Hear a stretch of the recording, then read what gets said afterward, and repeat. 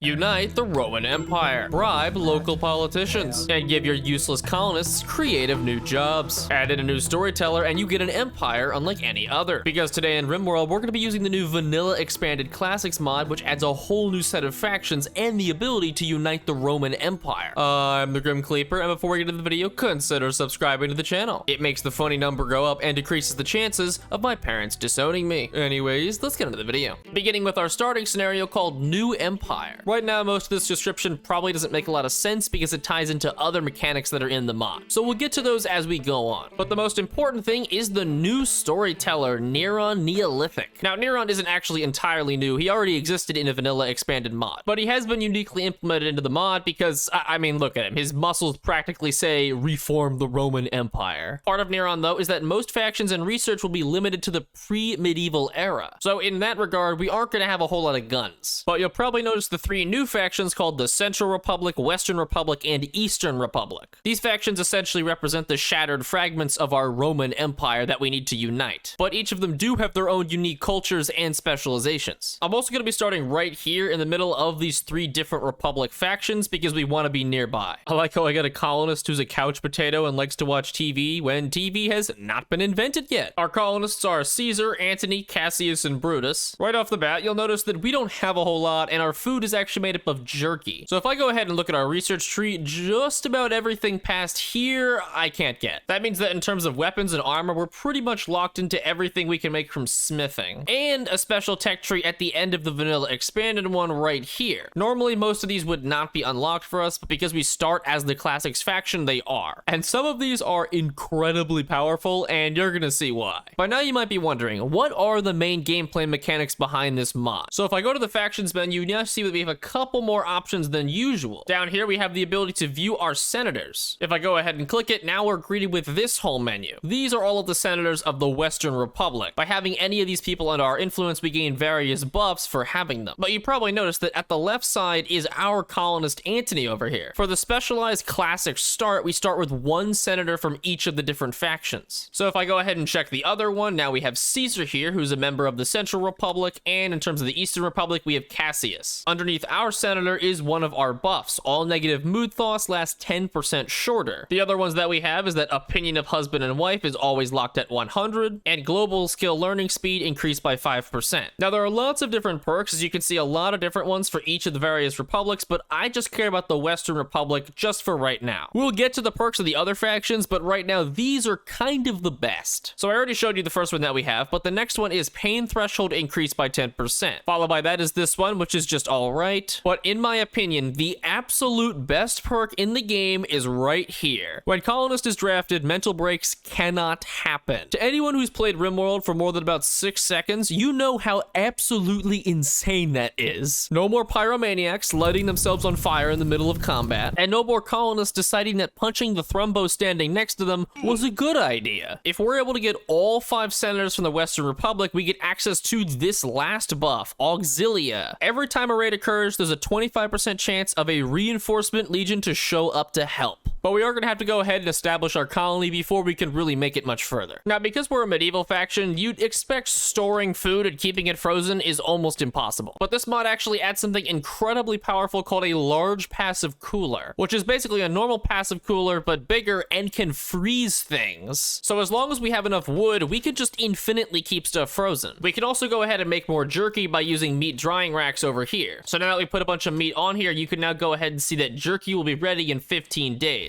So at the end of the 15 days, we'll get a whole bunch of jerky that does not expire. Either way, we need to start researching because as much as we know how to build steel walls and coolers that keep our food frozen, we still can't build basic beds. Roman technology never ceases to amaze me. One moment they create the most advanced society known to man, and the next they throw crap out their windows and die from malaria. So now that we have our large passive cooler done, you can see that we're actually freezing all of the food that's in there. And given this thing only costs 150 wood and lasts for 25 days at a time, it's pretty darn strong. Oh, I just saw them talk about something. Caesar and Brutus gabbed about IEDs. Teaching? Wait, what?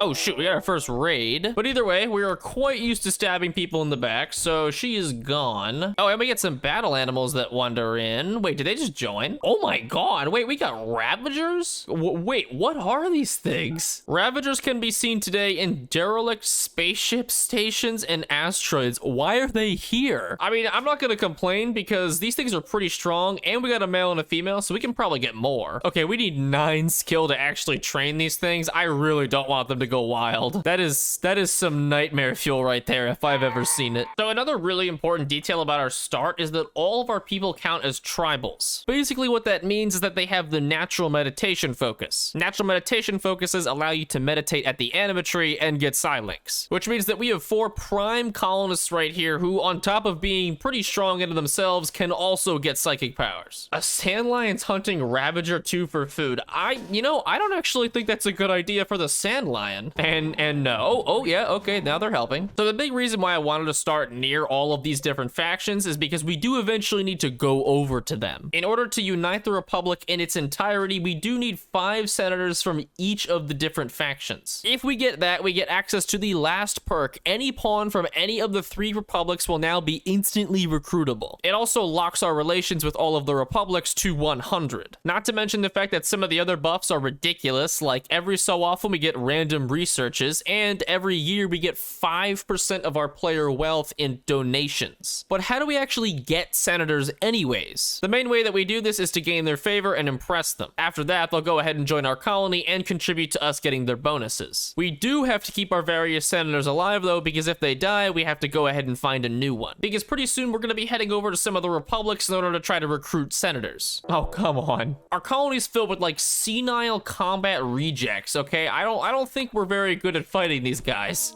Okay, this is just overkill. God damn it, now we're being attacked by Celsius. He should come over here and try to fight my Ravagers first, and then get absolutely decimated. So yeah, Celsius should come over here and try to punch this giant space alien that is pregnant. Yeah, dog, I don't think you really thought this one through.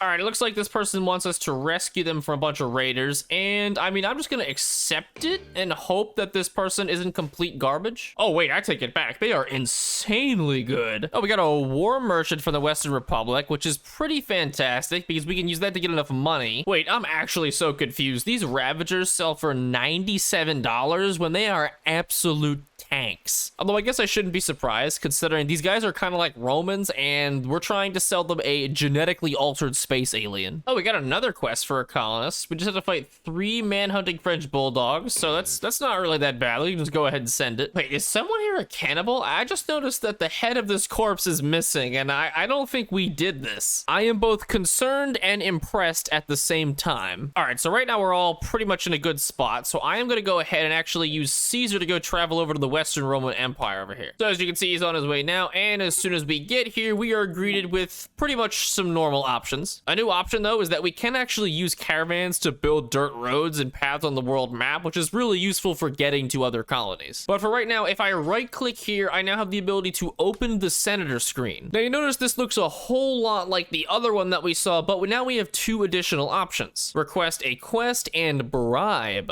I am just going to go ahead and try to bribe this person. So we went ahead and bribed Seneca, and she is pretty good on everything. Vow of non-violence. And for another senator, I'm just gonna go ahead and request a quest for this person. As a matter of fact, I can actually just go ahead and request quests for all of our missing people. So now we can go ahead and we have a lot of stuff to do. Now the actual loot that we get from here is pretty darn strong. I mean, this is all, wait a minute, heavy SMG? What happened to only having access to Neolithic stuff? I mean, look, I'm not gonna complain. I am just gonna go ahead and accept this for a heavy SMG. I'm also gonna go ahead and accept this one for a field hand and venom talon, and then the last quest for, I think, just glitter world medicine. So now all around us, we have 3 different quests that we need to go pretty far to actually do, but we do get a senator each time we do one of these quests. And getting all the senators means that we get all of these respective buffs, and we get the last one, which allows us to build beacons. What's also really nice is that Caesar's animal skill is almost to 9. So as soon as it gets to 9, we can go ahead and start training these Ravagers so that they don't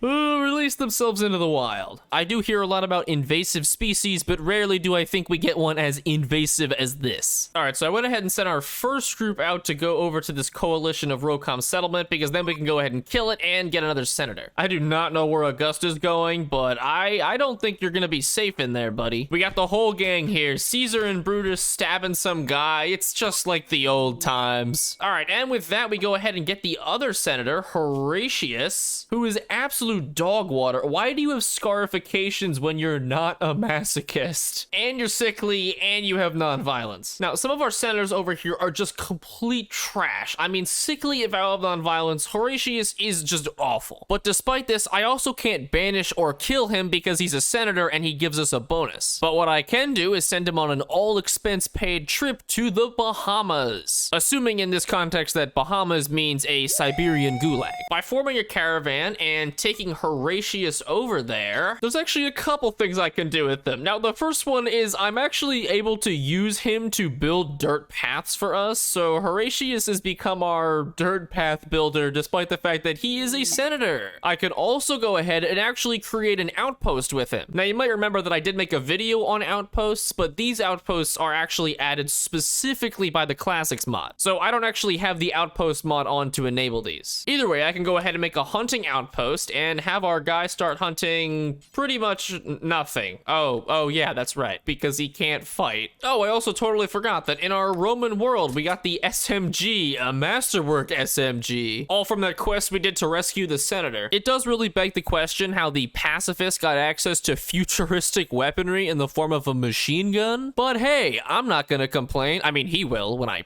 gun people down with it. All right, we have another raid here. I think this is just from a couple of people. Oh, this is actually from 4 people. Oh, I take that back. Now, these tribals might be a little concerned to hear that Cassius is in fact wielding very advanced technology, the likes of which I don't think they've ever seen before. He's also missing with said advanced technology, so I'm not really sure how much that matters. Oh my god, Cassius is just mowing people down. I mean, it's to be expected. So we do have a good amount of useless people like Seneca over here, who, when he's not constructing, he can't really fight or do all that much, along with a couple of our other colonists. But as I said at the start of the game, all of the Roman colonists do in fact have a natural meditation focus, which means that I can pretty much permanently assign 2 of our colonists to just meditate their entire lives away to farm Silinx, and we have no problems with that. Wait a minute. Oh. Well, this is why you don't make outposts. It looks like we just lost one of our senators.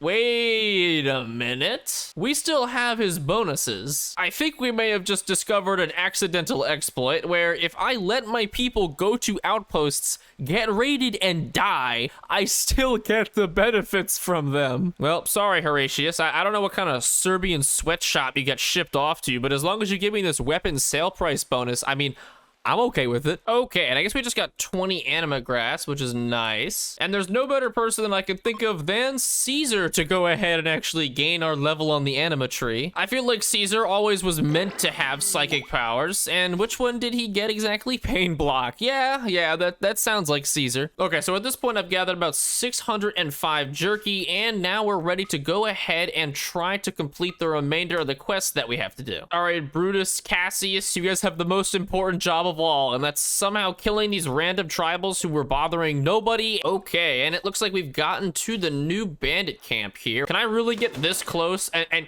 he just doesn't care. That is some impressive ignorance right there. I wish I was that ignorant. All right, but either way, we get a new person who is still vow of nonviolence, but an animal lover, fast learner, and cat person. All right, and Brutus and Cassius are now on their way to go head over to the abandoned broadcasting station, and as soon as they get there, we get to fight the final battle to get our last senator for the Western Roman Republic. All right, you two, this is the last quest. What the hell? Are you serious? This is what I have to fight? Okay, on the bright side, most of these guys are ranged, which actually makes it a little bit easier for us. Oh my god, there's more of them that are coming outside. Oh, no. All right, I'm hoping that I can just aggro one at a time, and, well, okay, no, that's not gonna happen. No, Cassius, bad Cassius. You are not allowed to die, buddy. I lose this fight handily if you die.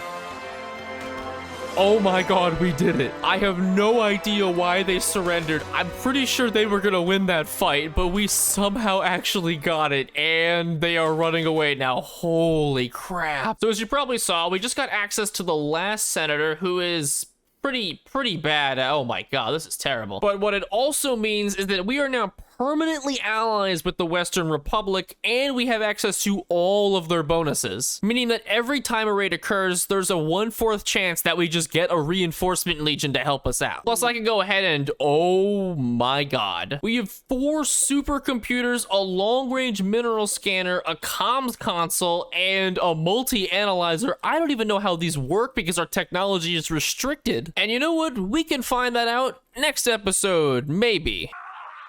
If you want to see more, subscribe to the channel right here. It really helps with the algorithm and the channel. Also, big thanks to my patrons for their support. Thanks for watching. See ya.